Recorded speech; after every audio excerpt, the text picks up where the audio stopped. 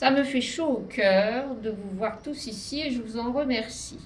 Je remercie aussi le ciel, auquel je ne crois pas, le hasard qui n'existe pas, et en fait, je remercie Nathalie et le boudoir, sans laquelle nous ne serions pas tous ici. On a fait des rencontres improbables quand on y réfléchit, tant nous venons d'horizons différents. Moi, en général, c'est toujours des profs, des trucs. Enfin bon, il y en a, mais il n'y a pas que ça. Heureusement. Prenez Frédéric, par exemple. Parisienne jusqu'au bout des ongles.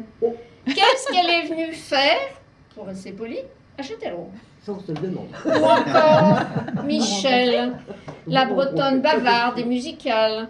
Quelle chance y avait-il qu'elle rencontre Robert, le Poitevin, le Taiseux, et qu'elle le suive jusqu'ici. Et Gérard, Oui. notre Lyonnais, amoureux de Sommières, mais paf, voilà qui tombe amoureux d'Anne-Marie. Et qu'est-ce qu'il fait maintenant? Il contemple les piles du pont Henri IV et les tours de la Manu. Il faut le faire. Je le fais. Que dire d'Anne-Marie, la Rémoise, qui ne fait que des allées et venues, mais revient toujours à Châtellerault, attirée par l'aimant de son prince charmant. Wow. Quant à Nathalie et Laurent, bourlingueurs invétérés qui ont parcouru la planète, quelle chance y avait-il qu'ils posent à nouveau leurs valises à Châtellerault? Et moi, pauvre de moi, qui suis née à 2 rues d'ici, bercée des récits d'Algérie par mon père, et impatiente de quitter ce trou pour aller voir ailleurs. Dont acte, à 17 ans, je me suis tirée, Londres, Paris, Athènes, Bordeaux. Bon, un peu de Châteauroux, ça fait moins bien. Enfin, c'est le centre de la France quand même. Voilà. Ayant décidé de ne plus jamais remettre les pieds ici, jusqu'à il y a 4 ans, suivant le chemin de mon inconscient. Alors, j'ai passé ma vie à suivre le chemin de mon inconscient, c'est jamais la bonne route, mais je continue à le suivre. Jusqu'à ce que je vous rencontre. Mais enfin, 2 jours après mon retour, j'avais compris pourquoi 50 ans plus tôt je m'étais tirée.